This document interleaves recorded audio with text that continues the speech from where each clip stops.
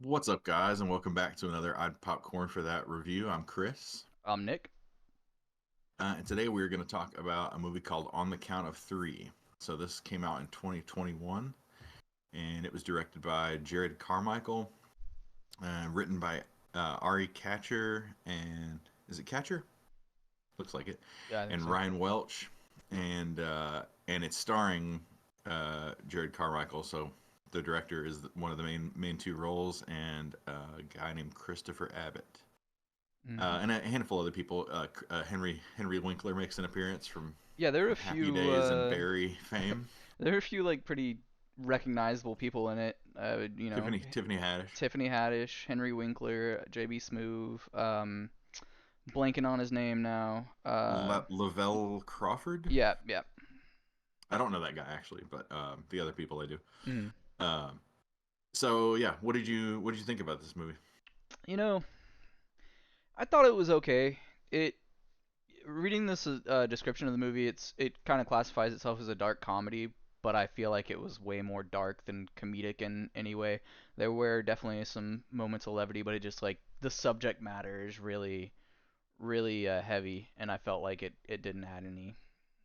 The comedy, it was hard to like even like chuckle at it to know like what's going on. Yeah, I mean there were a couple of little moments where I don't know if I chuckled at it, but there's a type of humor that revolves around death that I can get it to a certain extent. It's rare for it to make me laugh out loud necessarily, but Mhm. um, most of the comedy is coming from Christopher Abbott's character Kevin. So Kevin is kind of like, well, we can just get into the plot a little bit here, and Mhm. it's going to be impossible not to spoil it. So right off the bat, I recommend this movie. Um, Yeah, I would recommend it. uh, I recommend it a little more than that.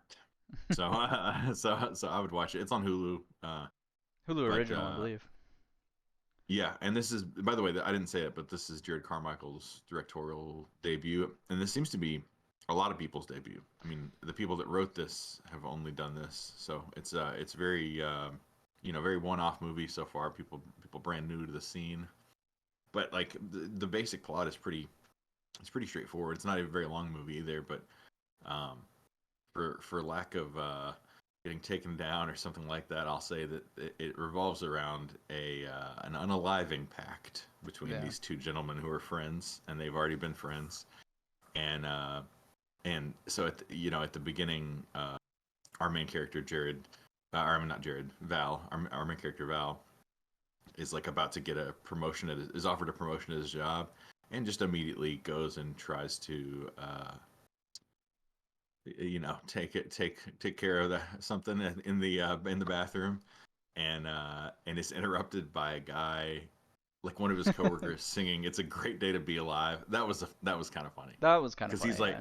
he's like in the middle of belt around his neck, and this guy's belting out "It's a Great Day to Be Alive" thinks that nobody's in the bathroom, and and his boss is acting like this is a great promotion and everything, and then he immediately he breaks up with his girlfriend, quits his job, goes and sees his friend Kevin in a psych ward, I suppose, Mhm. and he's been committed there because he tried to, I want to say, like, He tried to take a bunch of pills. take a bunch of pills, yeah, Yeah. uh, and they pretty quickly they basically just end up busting him out of there, and they run out, and Val has guns, and he just immediately says, like, this is what we're gonna do. I know they tell you should tough it out and it gets better and everything, but they're wrong. Like, we're just this is the right answer, right? Like, this is the way out. And they right off the bat they're pointing these at each other's faces, and they're counting down from three. I mean, I thought that was gonna be like the end of this movie, Mhm. but like the beginning of this movie is kind of that. And they count down from three, and the only thing that stops it is Kevin swats his hand away at the last second, and he's like, "Whoa, whoa, whoa! We only got one day left. Like, let's take care of some unfinished business." And so that's what this movie is them taking care of their unfinished business. Except, nothing goes the way they intend for it to, and their unfinished business is complicated. I mean, the first thing they want to try to do is seek revenge for, so like, Henry Winkler's character was Kevin's therapist as a child, and I guess he was essayed as a child by this therapist, and it plays weird, like you were saying. Say what you said earlier, because it plays out strange the way you're watching the movie. Like it felt a little bit, I don't know. Yeah, it definitely seemed like when it does a flashback to when Kevin's a kid and Henry Winkler's talking to him, and he's basically telling him all these great people throughout history had depression, but they still went on to do great things. So this is something you're gonna have to deal with, but that doesn't mean you can't do great things. And it kind of seemed it was a short little scene, maybe a couple minutes, but it maybe seemed that, Flashback. like, yeah, flashback, and it maybe kind of seemed like this is what he was resenting his therapist for, and it was nothing more than that. And then it kind of goes into, you see there was a bigger thing that happened to him. And they don't show anything or anything like Mm-hmm. that, but it's all like more than implied. I mean, they're talking about it and everything. So they decide they're gonna go. We're gonna go kill this guy, and so his reception. This is another moment that I thought was funny. But like his receptionist is just like this super bubbly, sweet lady, and she's like, "Oh, we'd be," they're like, "Did you have an appointment?" And they're like, "No, I was an old patient of his, and I just wanted to, come see him now that I'm all grown up and everything." And she's like, "Oh, he'd just love to see a new patient. He loves catching up with his old patients." And she goes to go get him, and then she's like, "Well, I've just really screwed the pooch on this one. Golly, I just really, because I thought he had an appointment earlier, but they canceled, and so he didn't even come in at all today. So he's going to be in a little later. You should stop by later." And she gives them dumb suckers, and so they're Yeah.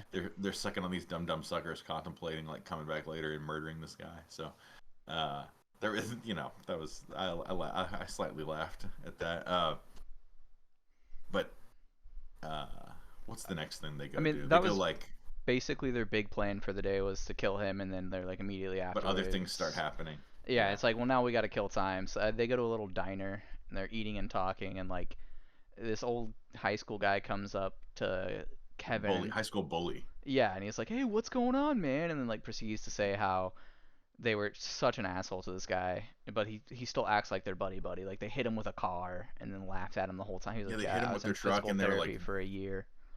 they're like joking about how he was walking weird down the halls and everything, and he's doing this in front of his kid and wife, and it's like, in that moment, it's like you're seeing that your high school bully succeeded in ways that you didn't. Like, Mm-hmm. he's got this attractive wife, and he's got this kid. And they're gonna go out to the lake, and they mentioned that they're gonna go out to the lake, which is, you know, you can kind of predict what might happen later on in the movie.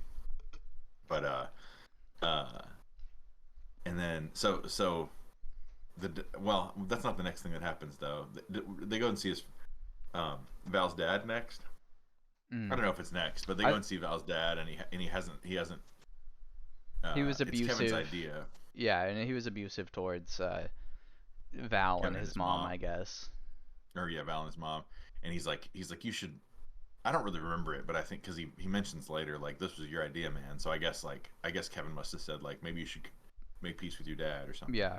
And so he goes there to make peace with his dad, except when he gets there, he has like no love for his dad at all, and his dad's trying to be like warm with him at first, but he won't even hug him back, and he's just all about the $2,300 that he says his dad owes him, and he's trying to get it today, and he's just got no warmth at all for him, and so the dad turns the warmth off pretty quick too, and in a few seconds, I mean it goes from like warm reunion to you know what, I'm just gonna rob your store and take the money myself then, and he's beating on the cash register with a crowbar, and his dad comes in there and starts wailing on him, and it looks like he's about, I mean, it looks like he's about to kill him, or at least like put him in the hospital. He's really wailing on his head, and Kevin kind of steps up in that moment because he's been like,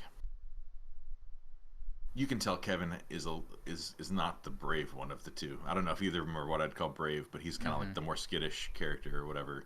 And in this moment, he steps up and grabs a crowbar, or no, yeah, he does, Yeah. right? Grabs the crowbar and beats Val's dad off of him. It was JB Smoove, by the way. Right. What am I remembering him from? Oh, a ton of stuff, man. Probably Curb Your Enthusiasm. I mean, Mm, no. maybe. I don't know. I don't know. Uh, but there's something like recent that I thought he was on, but like a movie recently, but I can't remember right now. But and then like there's a moment where okay, so he robs the money, gets the money out of the register, and then it's not enough money. We don't know what it's enough money for or not. And I should mention too, this is uh, all this is happening after Val has finally listened to a voicemail from his girlfriend that he just broke up with, saying that she's just trying to tell him that she's pregnant, and that happens like away from Kevin, so Kevin doesn't know that. Mhm. So he knows now that he's got a baby on the way with this woman that doesn't really want anything to do with him anymore, and so what he's decided to do is we find out is get a bunch of money and give that to her to kind of make himself feel right, at least about the fact that he's not going to be with her anymore. And they go to A dirt bike track. they go to the dirt bike track that was like one of their first jobs when they were teenagers or something. And they're riding the Kevin talks Val into riding these dirt bikes, and he doesn't really want to, and he wrecks on one and injures his ankle real bad, like bleeding. And they go to a gas station, and the cashier wants nothing to do with them, and they need all the medical stuff that's behind the cashier. They need him to grab it for them. And in the heat of the moment, Kevin goes and gets the gun out of the car and demands that he gives him all the stuff in the all this like gauze and medical tape and everything, just because the guy wouldn't pay him any attention. And then he kind of makes a point to like, I'm just making a point. You need to pay attention to customers, dude. And when a Right. customer's coming up to you freaking out, you got to help them and whatever. And so he pays for it anyway. And then they like leave out of there in a hurry with guns and everything. That was kind of a funny scene. And then they go. So he goes to give the money to. Does he get money some other kind of way too? Oh, he tells Kevin that he bought her an engagement ring, and this is what like led to him thinking it's time to leave this earth. Is he bought her this engagement ring, and then when he went to give it to her, he couldn't even make it in the house because he's looking at this engagement ring, and Yeah. in the light of day, it didn't look like it did in the store. Like all of a sudden, it looks like just a regular ring that won't fix his problems, and all he's going to do is he's going to go home to the same girl every day and watch the same TV shows, and he's going to have nothing new to say. So he's going to have these forced conversations about his day at work that is just him reliving things that have happened to him at his mundane job that he didn't want to have happen to him in the first place, and now he's got to relive them just to have something to fill the conversation. Basically, just having this monologue about the monotony of life and how it's very routine and there's nothing more to it, and he's just it sounds like the what a depressed person would say for sure. Mhm. And so he couldn't even make it in the house. So he's like, well, why didn't you, uh, why can't you just talk to her? And he's like, what am I going to tell her that I don't want to have a life with her, or I don't. So that was the thing that set him off. So he goes to give her, he returns the wedding ring, bloody from his dad wailing on him, and now he's got this McDonald's bag full of money, and he hands it to Tiffany Haddish's character, his girlfriend, whatever. And they have a little thing, and she basically scolds him for not having anything together and thinking that a couple $1,000s in a McDonald's bag is going to fix any problems, and he needs to just step up and actually be a dad. But she doesn't sound all that interested in Yeah. being back with him or anything. Just he needs to step up and be a dad, and I guess that's the moment that he changes his mind, or somewhere in there he changes his mind about what he wants to do today, Mhm. ultimately.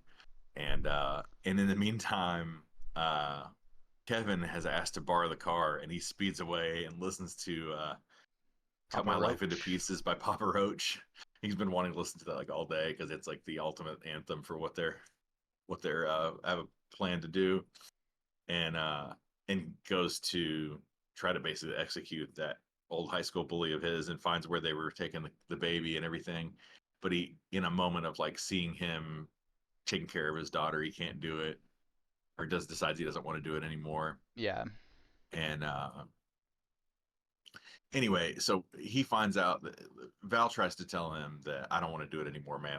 I know this is my idea, but I was wrong. I want to live now. I got a baby on the way. I didn't tell you, and I want to be there for the baby, not like my dad was, whatever.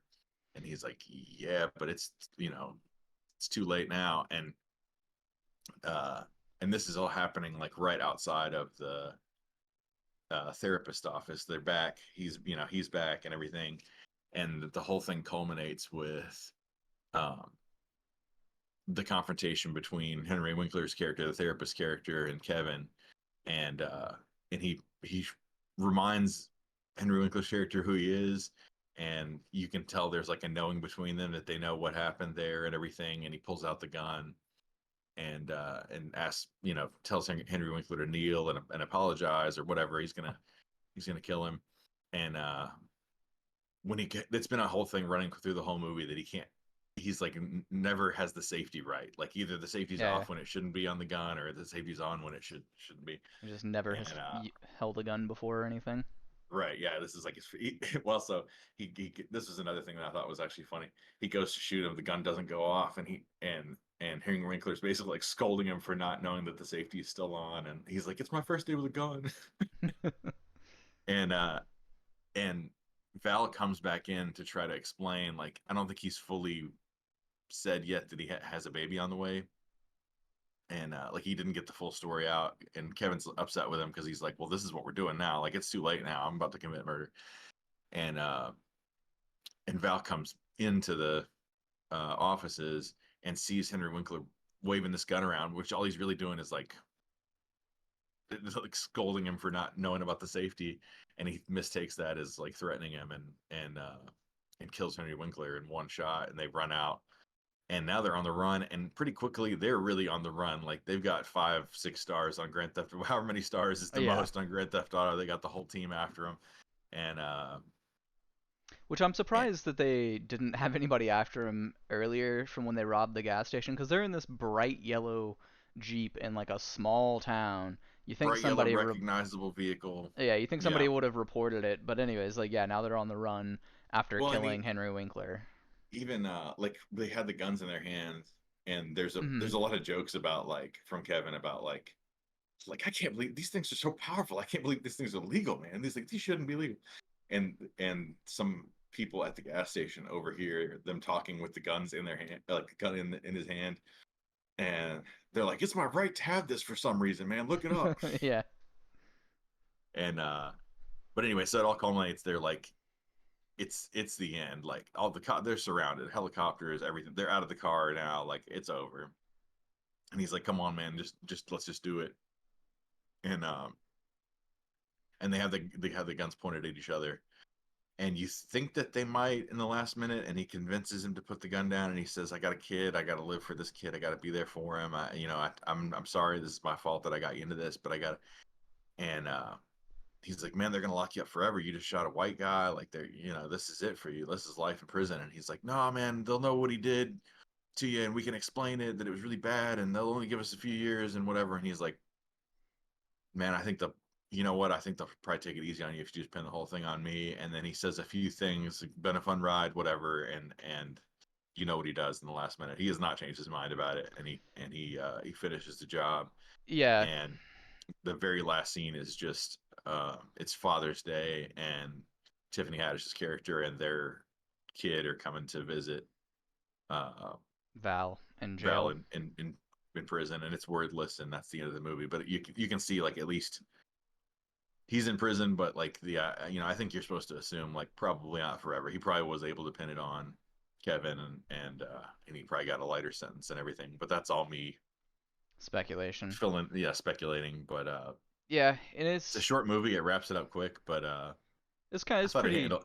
dark, pretty sad, and like it is kind of like it was basically two guys who one is clinically depressed, has been most of his life, and one guy's just going through like probably a small bout of depression. And then he doesn't necessarily mean to take advantage of his friend in the situation, but like he knows what he's gone through his whole life, and like this will get him out of his situation too.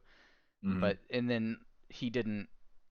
His friend base. It happened because of that his friend no longer is there, but he could have been if they would have just he would have just left him in the psych ward and gone on for a few more days. He probably would have been fine.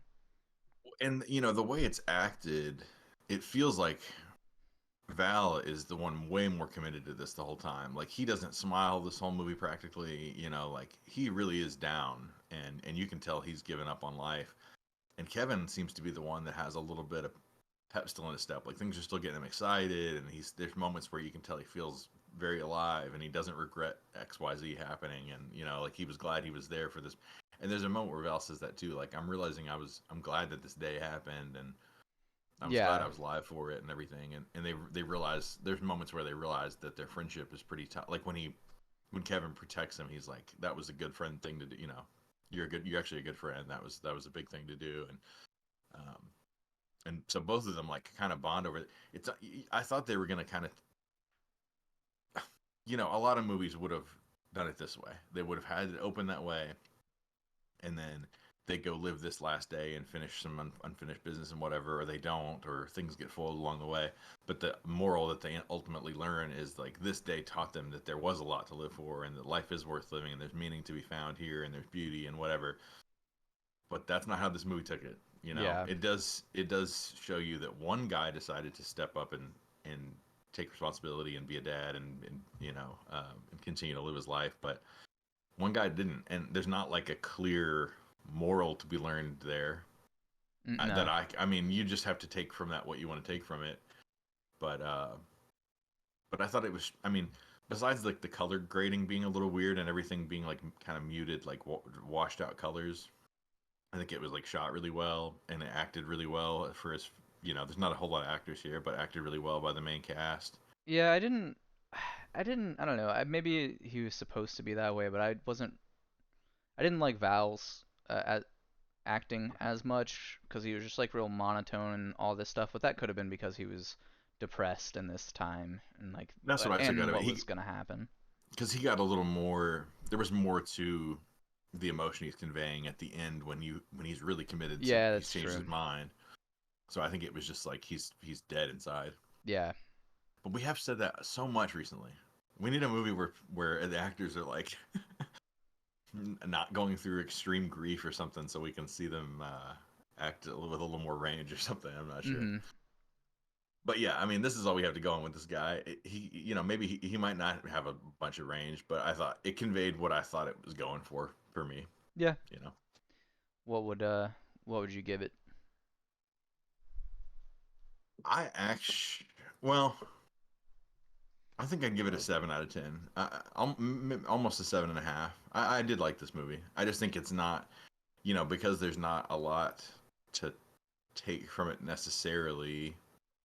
I guess I wonder how much it'll stick with me over time, or how much it doesn't have a lot of rewatchability factor. Like once you've seen Nah. this once, you got the message. It's short and straight to the point and everything. But um, I'll say this: if nothing else, I do like the movie, but also if nothing else, I'm really interested to see what Christopher Abbott does in the future. I don't think he has much of a IMDb page, Yeah, but I he thought was he good. was like a standout in this movie. So, I think so and too. he was the one I hadn't seen in anything. So, and I'm glad Henry Winkler's getting work, man.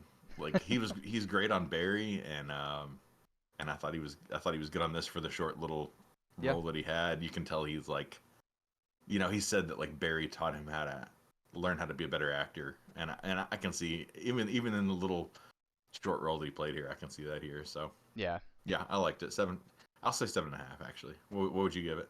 I'd probably give it like a 5.5. Like I did like it, but I didn't. It didn't really Better than capture me average, but too not much. Yeah, not like much. it was just like real kind of depressing. Which I mean, It certainly is. Yeah, you wouldn't. This is not a movie to put on to have your spirits lifted. And I would yeah, say if you struggle with depression or dark thoughts and things like that, I don't know that this would be the movie to recommend to you, because it handles all this stuff with gloves off for sure, and hmm it's making jokes about things that are very serious, and it's not in a not to take away the gravity of them, but just like we are doing some for sure gallows humor to the nth degree. I mean, this is, and there's dark comedy and there's black comedy, and this is a black comedy for yeah, sure. and that's kind of I think that's why I No give it more of joy. a 5.5 because I thought it was gonna be there was gonna be more levity in like the comedy, and it didn't. It was just kind of fell flat a little bit because it's such If tense. if they had ended it with both of them offing themselves, that would have that would have been too far for me to have Yeah, said that I have a positive thing about this movie. Like the fact that one person lived at least gave it something. And I can handle a certain amount of bleak ending and stuff. I mean, I just watched. Well, I won't say because we're not going to do a video about it. But I just watched a movie that ends bleakly too, and I liked it a lot. So, but yeah, if they had ended it with both of them gone, it's like that's too far. What did I get from that? You know, Yeah. I gotta take a shower afterwards if that. So anyway, yeah, I recommend it. I like it. It's on Hulu. It's not a long watch, so I would say check it out. Yeah, you form your own opinion about it. Certainly, if you've seen this movie already, or if you're watching it, you know, now, let us know what you thought about it below. And also, you know, other little, lesser talked about movies that have come out. It doesn't have to be in the last few years. Like, you know, if you have a movie that you think we might not have heard of from the '60s, comment down below. And if you like this video, like it, share it with your friends, subscribe, and yeah. The next movie we're going to talk about is The Handmaiden by Park Chan-wook. So that'll be the next thing coming out. And yeah, thanks for watching, guys. We'll see you on the next one. We'll see ya.